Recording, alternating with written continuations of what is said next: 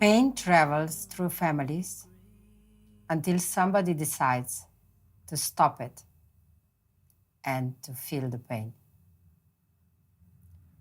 This was the last sentence from our previous episode. And I must say, this is a quite heavy topic for me, because I believe in this lifetime, I was the one who took the cross in my family to do the work. And it's not an easy game. So I am feeling very emotional because of it. But in the same time, I'm very proud that I'm here and the journey continues. So please, Eleftheria, tell us more. It's such a important, wise saying, and it's so true, and I can feel that you're really feeling this, and it's a calling that each of us have to heal intergenerational trauma. So patterns will only continue in generations until somebody awakens and has the courage to really feel that pain. And the most beautiful thing about that is because we're so interconnected, if you have the courage to really feel that pain and transform that pain into wisdom and power and peace, you're doing it for your ancestors, but you're also doing it for your descendants.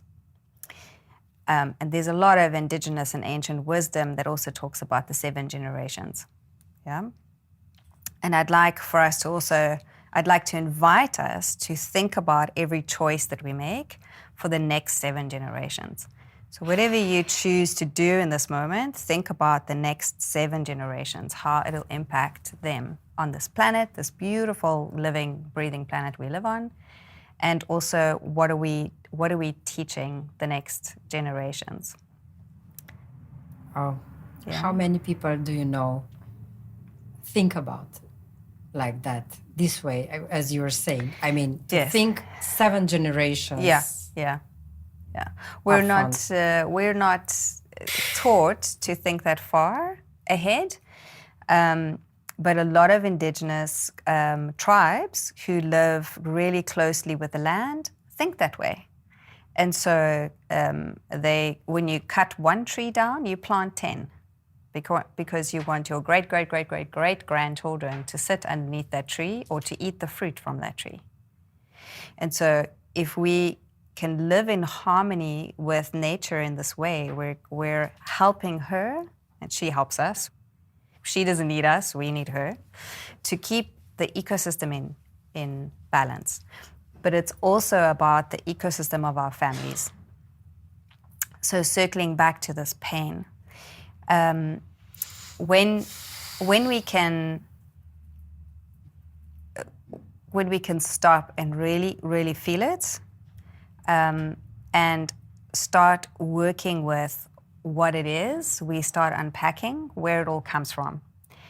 So if we talk about the mother lineage with women and their daughters and the complicated relationships that we have with mothers and daughters, we can go back and look at what has happened in our world and how this is also part of where women who don't trust one another kind of like comes from.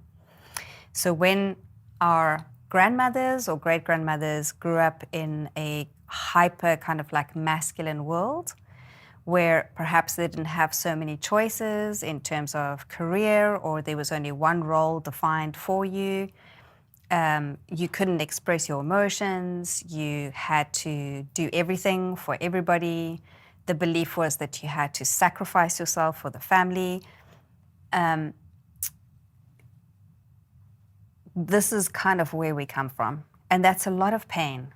And so what will happen intergenerationally between women and their daughters in this way is that maybe the daughter has more opportunities and the mother then gets jealous of the success. And the way in which she deals with it, whether she's consciously aware of it or not, a lot of this happens subconsciously. It's not a conscious thing. I don't think we intend harm, but we just do what we can with the awareness, understanding, and knowledge we have in that moment. Then what happens with successful daughters is they feel guilty because they know that their mother sacrificed everything for them, and they don't really receive their own success. So they'll sabotage their own success and relationships and career.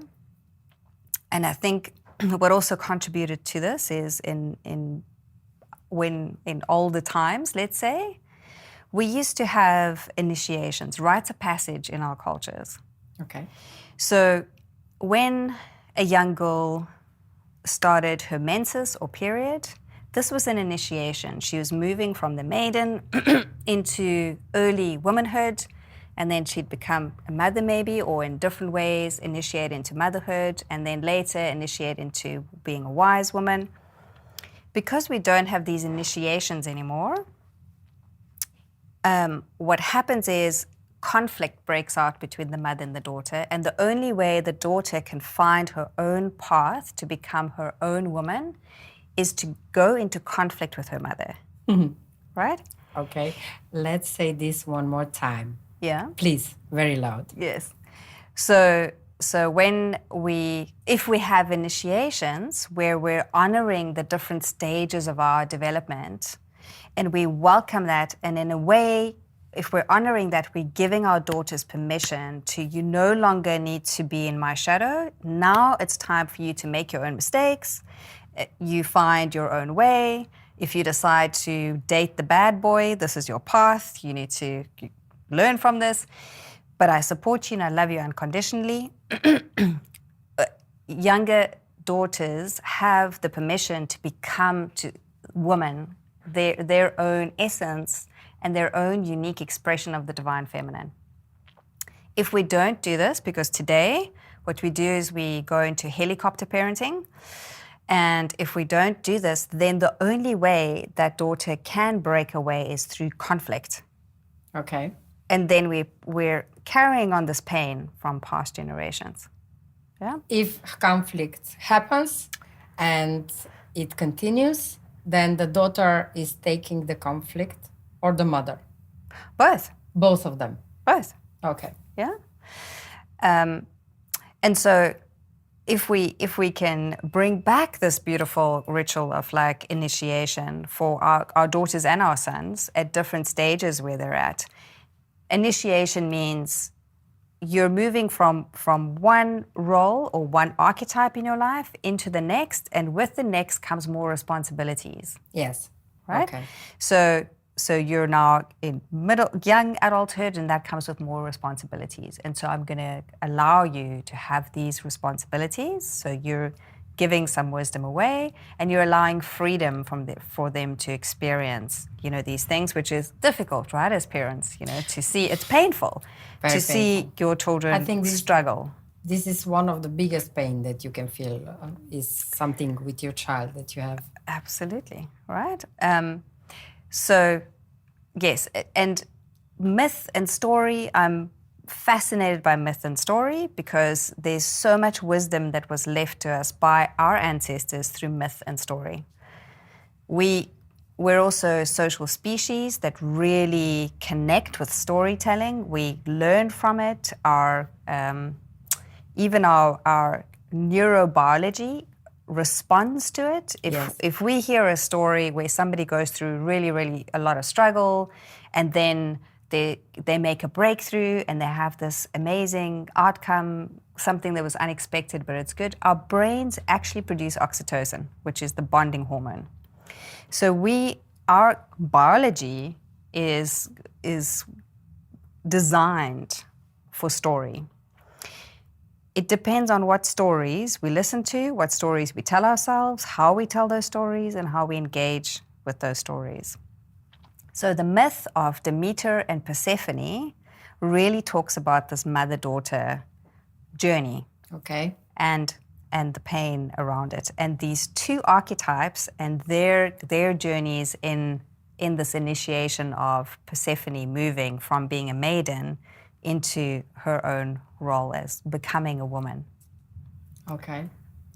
There's one question coming out. here in Europe, but mostly in Balkan, we have, this issue that daughters are daddy's princesses, right? Yes. Okay. Yes. Even mother called their daughters, hey, sine, in Balkan, it's hey, son. So, and then we have this, when mothers, they have sons as their... Yes. How to say? Prince. Prince, yes. Yeah, Okay, yeah. if there's a princess, okay. So, but I was wondering if it's very important for mother-daughter to have a special bonding. What happened in time? Why this switched, because, okay, so daughter and a father. So she's looking when she grows up, what she's doing, she's looking in other men, a father figure. Yeah. But this is not okay. That's not okay. And also a boy, we all want grown-up men, but they behave like we are their mothers. Can something be done here? Yes. Part of that is bringing back the initiation, right? Okay. And so if there's initiation for girls, there's also initiation for boys. And so still in some African tribes in South Africa, there's initiations where boys at like 12, 13 go away into the bush with the adults. And Boys, yeah.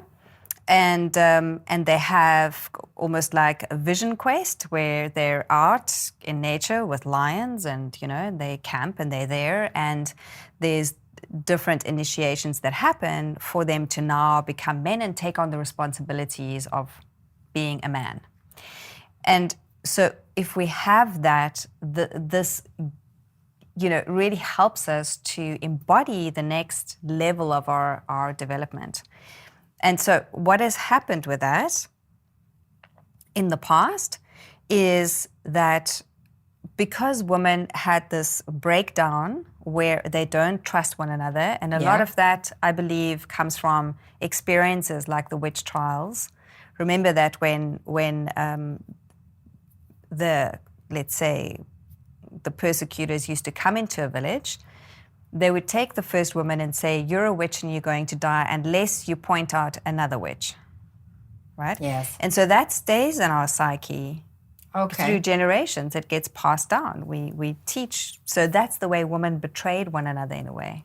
So this is the reason why this emotion is collectively still here with us, Yes. These are the roots. Yes, I believe this is the roots. So another way to explain how belief systems are passed on, there's this great story I like to tell. So a little girl comes into the kitchen and her mother is busy baking a fish. Yes. And she says to her mother, why, when we bake a fish, do you cut the head and the tail off? And she said, oh, good question. Ask your grandmother. She goes to her grandmother and she goes, Gran, when we bake a fish, why do we cut the head and the tail off? And she goes, oh, that's a good question. I'll go ask your great-grandmother. She goes to her great-grandmother. She goes, when we bake a fish, why do we cut the head and the tail off? And the great-grandmother says, because the pan's too small. Okay, all right? And so this is how beliefs are passed on. It's in context, it's relevant 3 generations ago, but things are change all the time. And so now we have a bigger pan, but we're still cutting the head and the tail off to bake the fish. And this is how belief systems get passed on from generation to generation without us really looking at, are these belief systems that we have still relevant today? Okay. Can we continue here maybe at this one very important part? In our society with females, there's a lot of competition going on and jealousy. Where does this come from?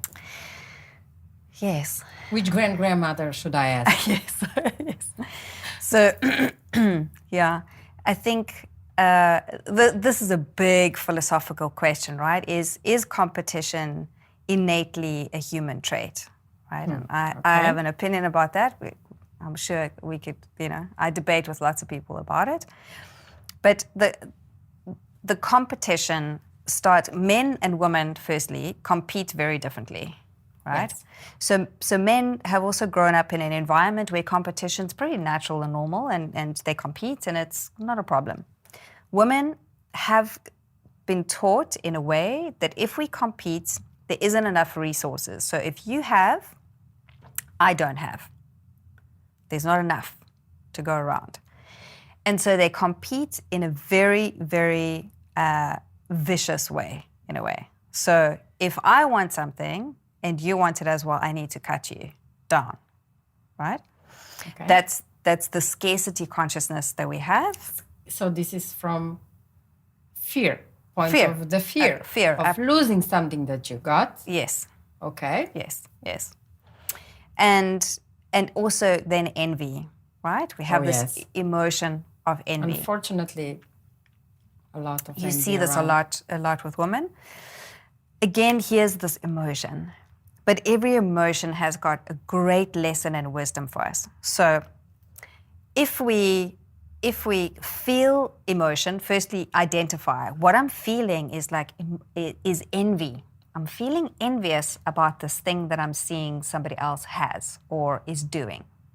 So we have to make a confirmation. Identify it. Identify. I'm feeling something's not feeling right. What is it, right? So first it's learning the language of emotions. Oh, this is envy.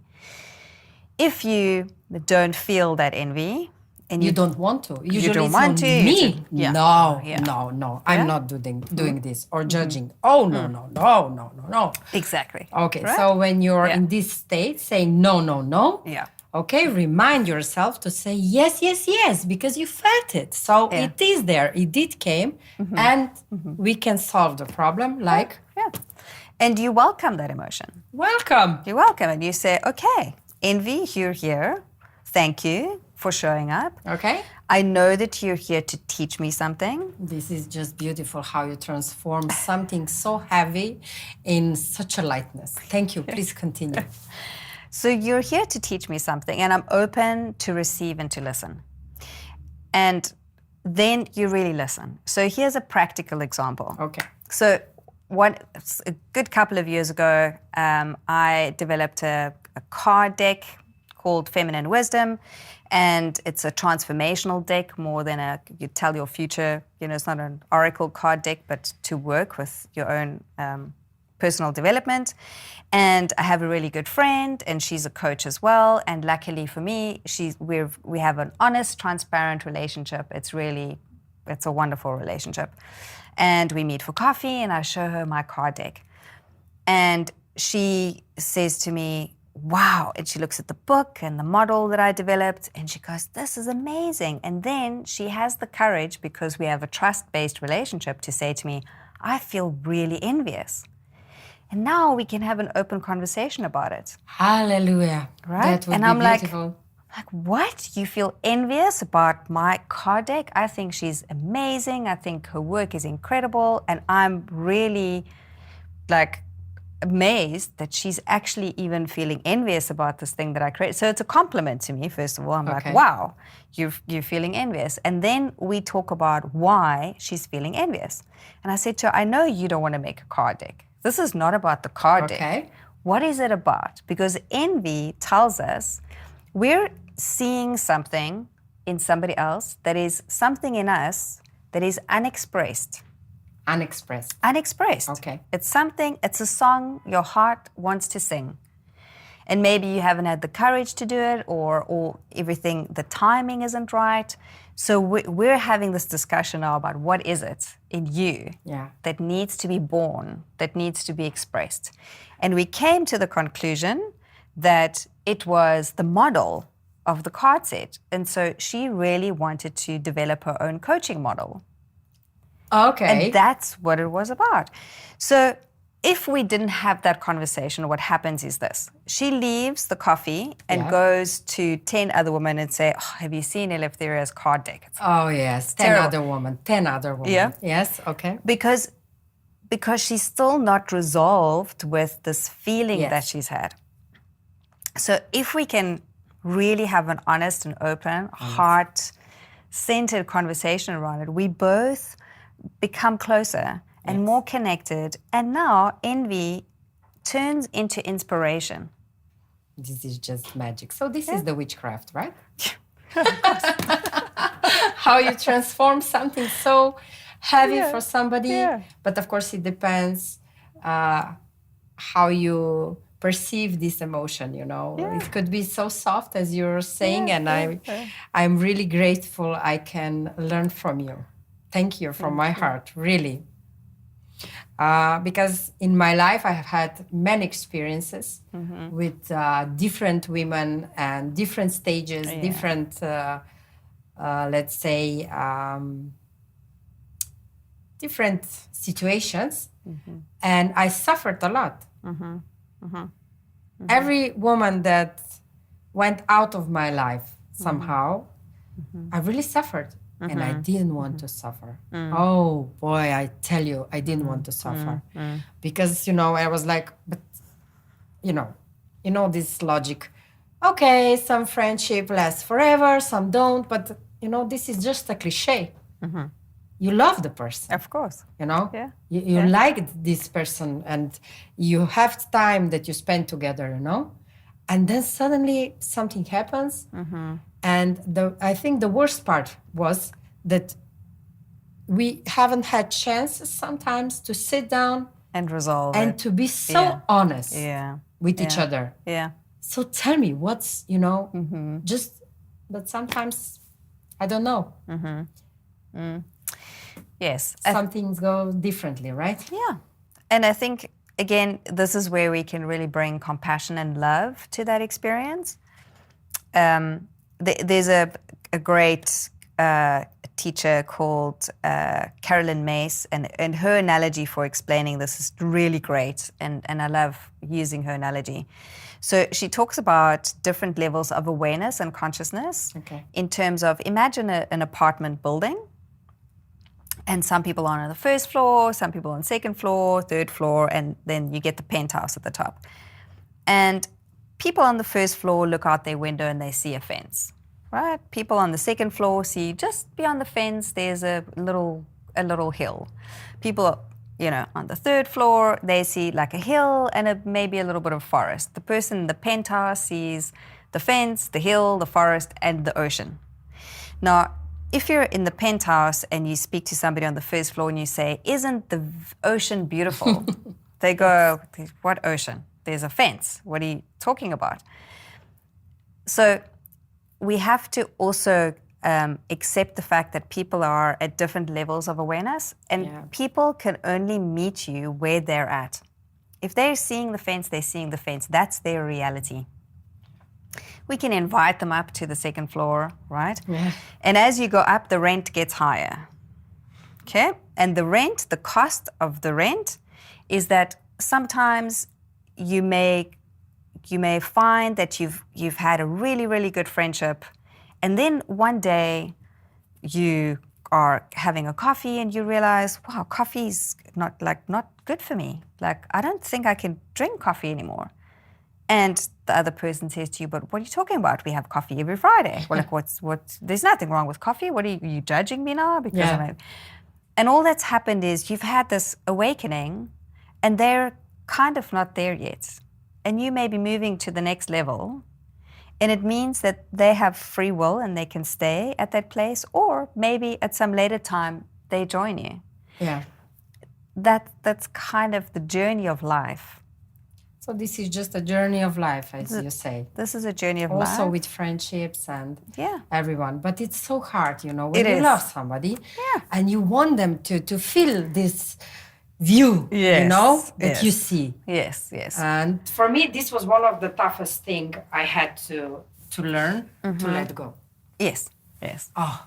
Accept, like a radical acceptance that people are where they're at. For me, this was the And then also when you're at the penthouse or the third or top floor, the rent is higher. That rent is also to not be arrogant, to not be spiritually arrogant, to go, "I know better than you that's seeing the wall because you were there once." Yeah, yeah. Not forget that. Don't forget that. And because you can see the view, you have a higher responsibility because you can see it. Yeah. Yeah. So it is staying humble in a way when Yeah. you remember where you come from, and you have more compassion then. This is beautiful. And this is so true. But we have to train ourselves, you know? Yes. Sometimes we have to train ourselves. Yes. Why do we need to train ourselves? Isn't that normal that we should be like that? You mean normal as in aware and conscious? Yes. Yeah. Yeah. So there's an interesting philosophy that we are a species of amnesia. Okay. Yeah. So I'll try to understand what you want to say, but let's try. So we forget really, really quickly. Mm-hmm. And in one part, it's almost like it's our safety mechanism, like our primal brain. If you've gone through trauma, it tries to forget that trauma really quickly so that you can continue and move on, and it's part of our resilience. But in a way, we also forget who we really are, who we truly are. Okay. As human beings. So it's like on some level, we do have an understanding that we are interconnected to all of life, and that we have this internal guidance system that's, intuition. But sometimes life becomes busy, there are challenges, routine takes you away, and it's almost like you hit the snooze button on awareness and consciousness, and then something wakes you up again, and you come back. And often what I've found in my life is the big things in life wake you up to what's really, really important. A death, a divorce, a move, a shock. And for a moment, when we're in grief, another emotion that's so powerful, when we're in grief, everything slows down, and all the little things that you think are important become superfluous. They don't become important at all. And you really start focusing on the things that have deep meaning for you. Yeah. And your interconnection with source, whoever you believe your source of life is, becomes really, really strong. Things fall into perspective for you. All of a sudden, you're seeing life in a very, very different way. And so I've done my best, because I'm a human being, to stay in that space. Okay. And to allow myself to grieve many different things that happen all the time. That's another emotion we don't want to feel at all. Yeah. Is grief. We don't want to feel it, because we think we're going to stay in a depressed state at all, but it is deeply transformative, grief. What about, as you said, now this is also a very important topic, emotion of depression, Is it okay if we allow ourselves to feel this depression or not? So I just want to clarify, we're talking about depression, but we're not talking about clinical depression, right? Okay, no. So we have clinical depression where this is kind of like the realm where you need to see a psychiatrist, a psychologist, and really chart a path for you that serves you the best. If you're not clinically depressed and you're experiencing depression from time to time, I think that this is very much a normal part of emotion. We experience that also in the grief cycle. Yes. There's a part of depression that happens. Grief could also be the loss of a dream that was never realized. Your child leaves home. They're crafting their own life. That's a grieving process. You transform yourself, and the person you used to know before is now has passed away, is dead, and there's a grieving process in that. Big milestones in your life, there's a grieving process. We're constantly in a process of death and rebirth. Death and rebirth. But we fear death. Mm-hmm. For this is very, one book is very good for this part to maybe explore, a Tibetan book of death. Yes, this the book is great. The Book of the Dead. Yes, the Book of the Dead. Thank you. Yes. So everyone who would like to, or who need some I mean, I always like to say some new knowledge about something that is maybe problematic for you. Try to read this book. Yes. I totally recommend. That's an amazing book. Yeah. Yeah. Yeah. And there's also one book that you gave me. And this book is also a big inspiration about feminine, divine feminine. But before we jump into that, what is the difference between divine feminine and feminism? Aha. Yes. Hot topic. Aha. Hot topic. Yeah. Yes. So I think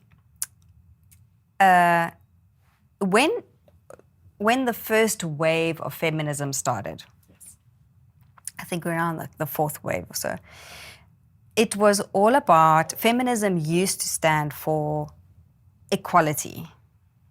So it was really about equal rights between the masculine and the feminine and just having equal rights. Yeah. And I think all things often start with like a really good intention, and then it takes on a life of its own, and maybe it gets a little bit lost on the journey. And so feminism now has become, I think people that still resonate with the original idea of it, that's still what feminism means to them. But it's now gone a little bit too extreme, I think. I agree completely. So for me, there's a difference between the divine feminine and feminism. Yes. Let's rather talk about the meaning of it and what it really means. And a client the other day said to me that one of my clients said, she's not a feminist, she's a womanist. And I thought, okay, this is new. I really like this. This is great. So the difference is the divine feminine is let's say, the aspect within, it's a principle, the aspect within all of us that is feminine. And it embodies the healthy feminine that is nurturing, is soft, is kind, but can also be fierce and can also set boundaries, and is the interconnection between all things. I often say to people, if you look at family dynamics, there's normally a mother or a grandmother that's the glue of that family. Yes. And when she dies, the whole family falls apart, right? But that's the feminine is the glue. It is what interconnects all things. And so even if we look at physics, the feminine is space and the masculine is matter. Yeah. Right? Okay. So, and they go hand in hand. So this is why I really like to always talk about the sacred feminine, and that idea or the concept is about the divine feminine, healthy, whole, and healed, the pure state of it, and the divine masculine, healthy, whole, healed, and complete in sacred marriage. And there's a lot of ancient text around the Hieros Gamos, the sacred marriage. I just have to ask you, how many couples do you know that are so healed and so perfectly married? Please tell me. We're a masterpiece in constant progress. Okay. Yeah? I had to ask you this, Yes, because we are all just running to this perfection, to be the perfect in family life, to be the perfect in everything you do. Perfect, and No, nothing's perfect, right? No. Can we establish the perfection? No, it's impossible. Okay. Perfection does not exist, yeah? But it's one of the deepest wounds of the feminine to strive for perfectionism. Yes, it is. But here's another great way to explain it. The white dove doesn't need to bath to become whiter. That's seeking perfectionism, right? Like, let's keep bathing the white dove to make it whiter, but it's already pure, it's already white. We can't attain perfectionism. We can strive maybe for excellence, or we can strive to grow day by day. Look at who you were yesterday. Are you a better version of yourself today? Are you making better choices? But it's an illusion. Yes. While I was chasing this perfectionism, what I did was I sat down with myself and I said, okay, I have different parts of my life where I want to work on, right? Yes, yes. And this is home, this is being a mother, this is being a businesswoman, this is being a friend, this is being a daughter, okay? So I started to work on all these parts of my life and how Shakespeare said, this is your own stage, right? So I was on my stage and I just couldn't do it perfectly, and this was really then my emotions inside were very chaotic because of that. Because then I started thinking of myself, I'm not good enough. I'm failing. Whatever I'm failing I do at this. is not okay. And then, of course, you get confirmation from outside world that you're not okay, that you're not enough. And the social media is going on and all these pressures around this. And, and of course, then what happens sometimes happens that somebody decides to finish their life and you get empty and you don't find the source to recharge. So I think we must think also about these women who couldn't manage. We must not think of them in a bad way. Never. Yeah. And it's not about love for children, because sometimes love for children could be exactly this decision. Yes, absolutely. Yeah. For me, this is very important that I had to express. Thank you, Nick. And very emotional. So firstly, I want to say I'm really glad that whatever divine intervention happened for you to not make that decision happened. So we're very grateful to have you here still, because I believe you have a purpose that needs to still be fulfilled. Yes. Yeah. And I completely agree with you. Again, I think this is where we can be a lot more compassionate. Just because we don't understand and we maybe haven't been in that place before is, again, expanding our understanding and compassion of that situation, so that, because unless you've been in it, you don't really understand, right? Yeah, usually it's like that. But you can have compassion. Yeah, which is lost in our world a lot. Yeah, unfortunately. You can ask the curious questions like, what were you thinking? How are you feeling? And so very often when people are in that place, they just want the pain to end. And they think that it's the best solution for everybody. In a way, you're not really thinking just of yourself, you're actually thinking about other people. And you think that you're a burden on the world. Yes. And you think that the world is going to be a better place without you in it. This was my biggest wound. Yeah. And often we think that when we're talking about people that choose to take their own lives, that it's a very selfish thing, and that we make up these stories, right? And we have to stop doing this. Really, I really want everybody. And there's a book that will come out, and I will speak about this. But it's very important to know, like, the story you talk about the fish. Yes. Yeah. There is a reason behind, so don't judge these people. Yeah. Yeah.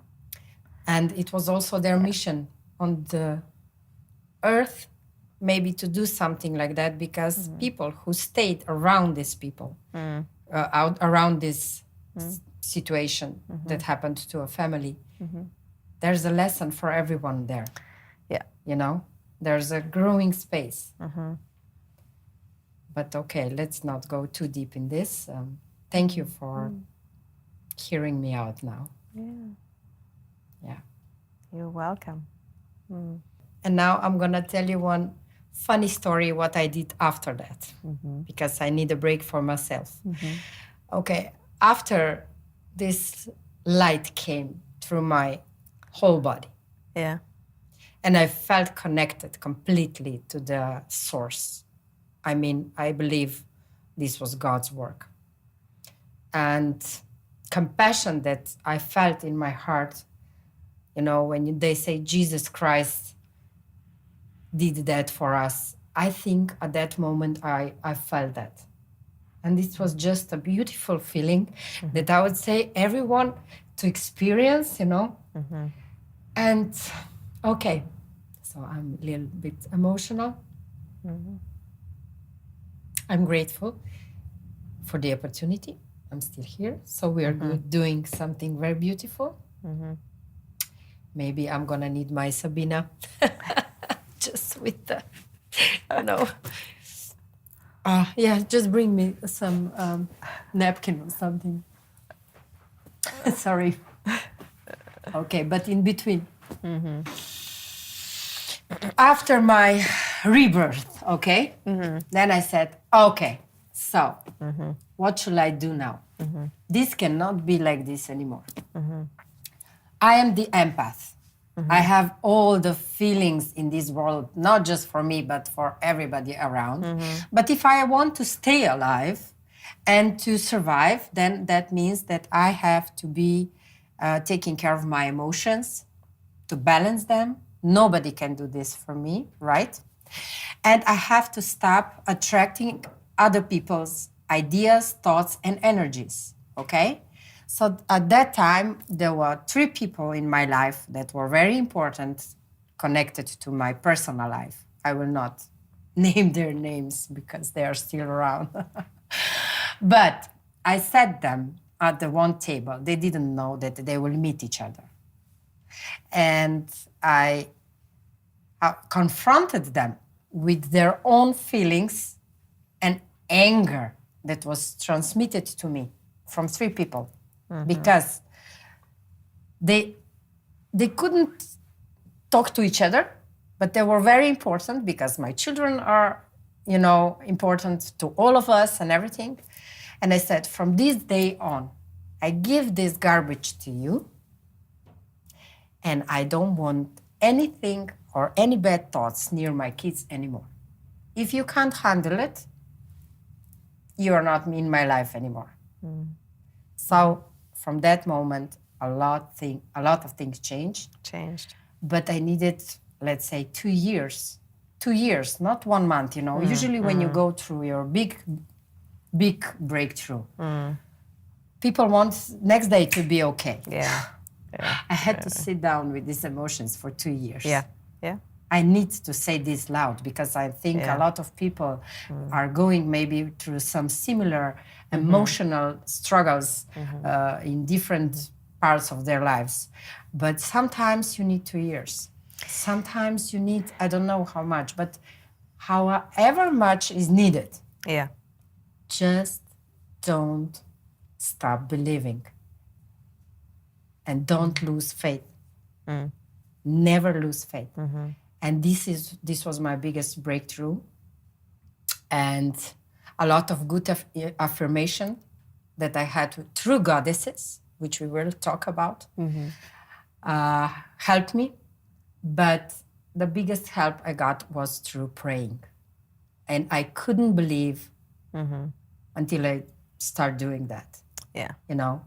And when I felt in an emotion that was really hard for me, I learned 2 prayers and I said, okay, I'm going to do that. So then I understood, you know, this chanting, how do you call this bracelets that they wear, you know, that you chant? How does it called? How is it called? Oh, the mala beads. Are you talking about the rosary? Or you? Which Rosary Venets is in Slovenia. Okay, then that was the first time I realized what this is for. You know, I usually use it for my, let's say, fashionable moments, right? But then I realized what this is for. And when I started, of course, first it was a little bit madness in the head, but then afterwards it was completely a relief, and realizing these beautiful emotions in this moment of darkness. But you feel this beautiful emotion, and then this blooms out. So this was really, I just needed to share this experience. So maybe we can continue from here, please. Yes.